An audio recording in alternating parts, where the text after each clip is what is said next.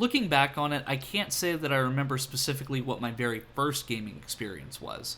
It was likely either Pokemon Red or Super Mario 64, but as far as online gaming is concerned, I remember exactly which one I started with, and it's one that I still enjoy playing to this very day. Whenever it actually runs on my computer, that is. Let's roll that intro.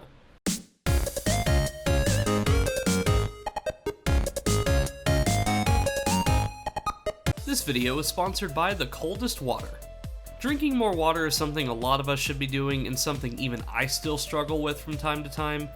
Looking at a big jug of water can be pretty intimidating to me, and of course to others, so I'm really happy to show off the coldest 21-ounce sports bottle. It's convenient, small, and extremely portable. You can stick it in your bag when you go to work, you can take it to the gym, or you can just twirl it around your fingers if you're so inclined. I mean, are you still drinking out of those plastic cups at the office? Well, no more. This bottle can get you through your entire work shift, and then keep your drink cold for up to 36 hours or more. And if you have a hot drink like coffee, you can keep that warm for up to 12 hours. I'm happy to say that your ice is right at home in this insulated bottle. One thing I really enjoy about this kind of bottle is this is one of the few bottles like this that has a built-in straw, so it has ease of access and you don't spill your drink all over yourself when you're in your vehicle. Check the link in the description and use our code CWILD for 10% off your first order so you can get one too. Unfortunately, because this game is really difficult to actually run on Windows 10 and really any OS after Windows XP, and after trying numerous fixes and just being unable to get the game to actually launch, I decided instead to use this archive footage that I have of a previous Let's Play that I did of it.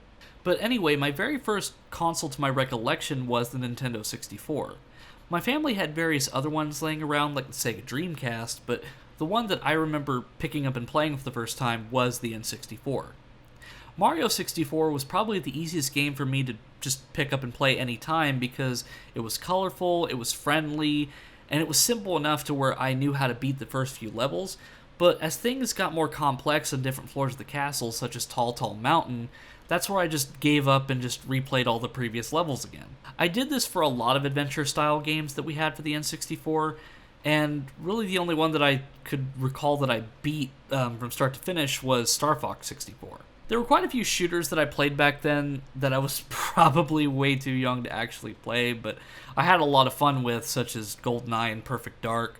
But I don't really recall playing anything online until 2002 when Medal of Honor Allied Assault came out.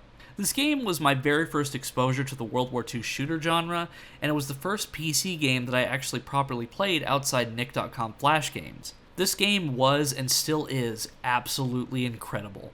It's basically Saving Private Ryan the game, and if you take the game and the movie and put them side by side, you'll see a lot of scary similarities, but the fact is that's actually intentional. The set pieces, the action, and the music by Michael Giacchino just really sells the atmosphere to me. As far as online play goes, this was the first time I ever properly played a game online, and it was actually via a LAN server from our home internet at the time. This was all new to us as a household, so we had to run a lot of tests like this to get it properly running and to see if our internet was up to the task of playing with other people.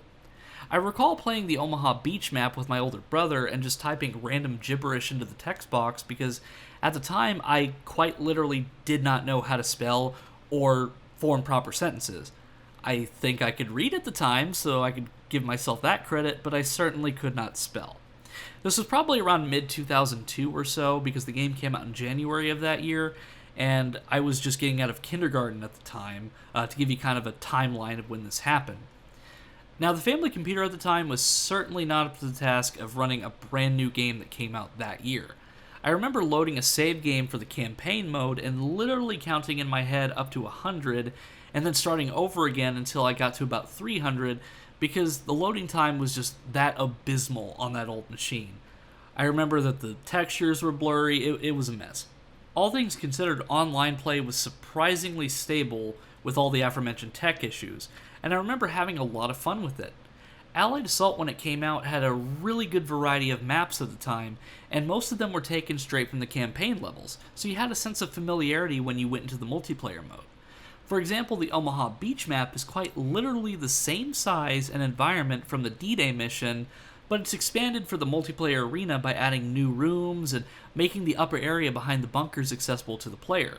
In the campaign mode, when you tried to access that area, it would load you into the next mission. But here, you can actually access that area, and it gives more variety because you can play from the Axis perspective. This allowed you to play a game mode called Objective Match, where the Allied forces would spawn on the beach, and they would have to traverse the beach up through the bunkers and plant explosives on the Axis' artillery. The Axis team would try to prevent the Allied forces from getting up there and disarm any explosives that they had planted. This was a lot of fun, but there were quite a few stalemates because usually it just took one person to get up there to do it, and that usually didn't happen. There's also quite a few smaller maps in this game too, like the V2 rocket facility, and there's also a small European town that is just infamous for how many snipers are in the windows in multiplayer.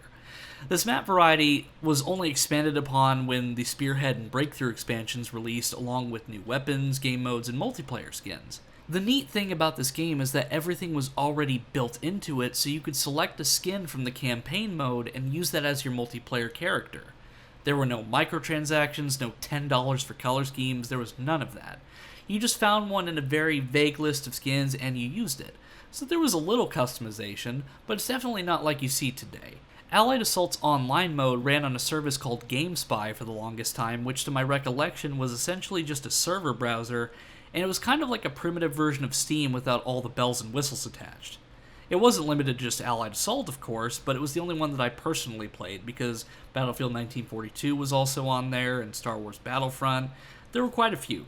There was no voice chat in this game, so all the trash talk was done in the text chat, and the text chat was, brilliantly enough, also in the kill feed, so anytime you got a nasty message, or to respond to a message, you had to write it quickly because it was going to be absorbed into the kill feed within just a few seconds.